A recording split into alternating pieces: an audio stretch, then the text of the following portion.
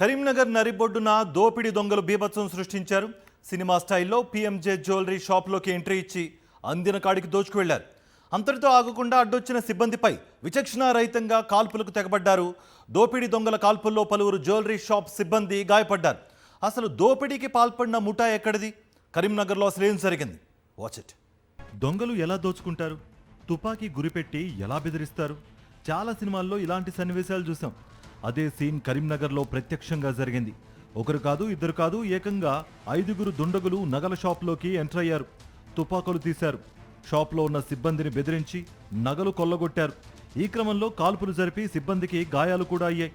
భారీ మొత్తంలో బంగారు ఆభరణాలను దోచుకుని పరారైన నిందితుల కోసం పోలీసులు గాలిస్తున్నారు. దోపిడీ దొంగల ముఠా దొంగతనం దృశ్యాలన్నీ పీఎంజే జ్యువెలరీ షాపుల్లో సీసీ కెమెరాల్లో రికార్డ్ అయ్యాయి.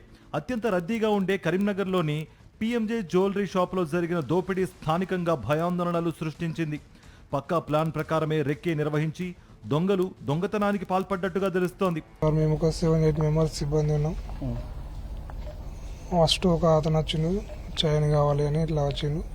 వచ్చి చూస్తున్న సమయంలోనే మళ్ళీ ఒక 3-4 వచ్చారు సార్.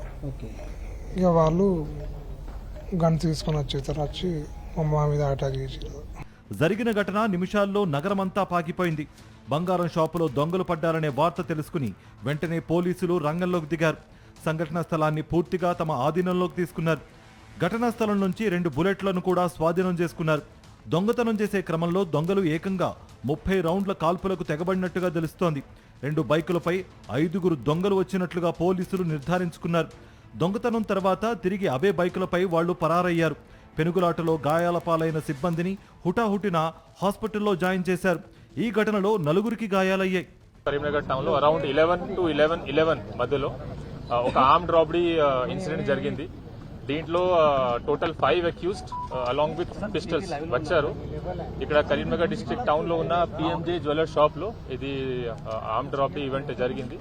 దీంట్లో ఫస్ట్ 1 అఫెండర్ వచ్చి ఎంక్వైరీ చేశారు జ్యువెలరీ గురించి. ఆ తర్వాత ఇన్ పేర్స్ ఆఫ్ 2 మిగతా 4 కూడా వచ్చారు.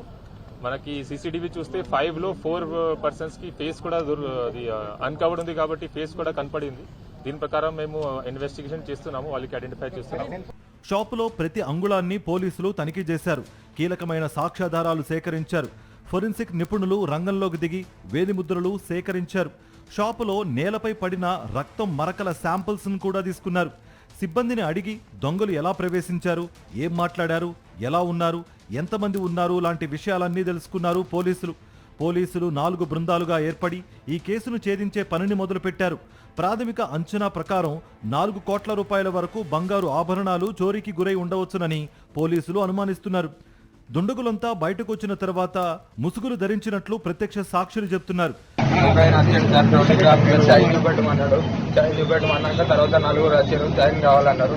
చైన్ కావాలన్నాక లోపలికి పోయినాక చూసేమో అంటే ఇంకొక 2 వచ్చి దాన్ని బట్టి సెక్యూరిటీ మీద అటాక్ చేశారు సార్. అందరూ ఫోటో పెట్టి. కరీంనగర్లో జరిగిన ఈ దోపిడీ తీవ్ర సంచలనం సృష్టించింది. ఏకంగా తుపాకులతో దొంగలు స్టోర్లోకి వెళ్లడం కలకలం రేపింది. ఇదో కోణమైతే కేంద్ర సహాయ మంత్రి కార్యాలయంకు అత్యంత సమీపంలో ఈ ఘటన జరగడం మరింత ఆందోళనకు దారితీస్తోంది. దోపిడీకి పాల్పడిన దుండగులు పక్కా ప్రొఫెషనల్స్ అయి ఉండవచ్చునని పోలీసులు అనుమానిస్తున్నారు. నాకాబందీ చేసిన మరుసటి రోజే ఈ దొంగతనం జరగడంతో సిటీలో భద్రతా వైఫల్యం కొట్టొచ్చినట్లు కనిపిస్తోందని అంటున్నారు స్థానికులు.